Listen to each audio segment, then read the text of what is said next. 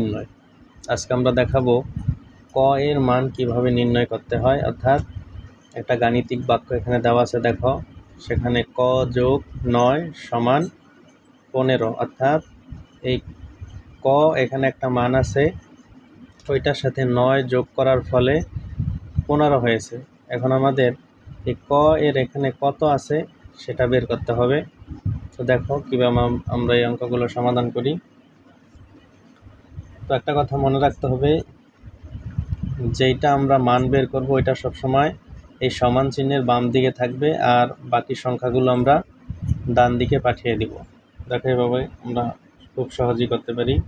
প্রথমে লিখতে হবে বা, যেহেতু আমরা ক এর মান বের করব লিখব ক সমান 15।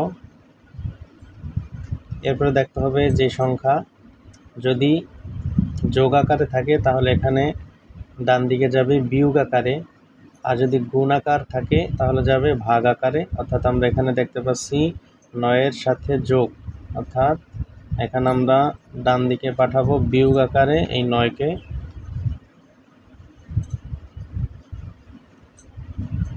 এরপরে লিখব বা ক সমান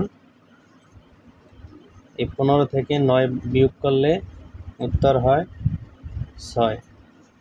সুতরাং ক এর মান ক সমান কত? 6। খেয়াল করে দেখো, যদি আমরা এই ক এর পরিবর্তে যদি এখানে 6 লিখি, 6 যোগ 9, তাহলে আমাদের উত্তর হবে 15। 6 যোগ 9 সমান 15। সুতরাং এখানে আমাদের গাণিতিক বাক্যটা সঠিক হয়ে গেল, আর এই ক এর মান কত বের হলো? 6।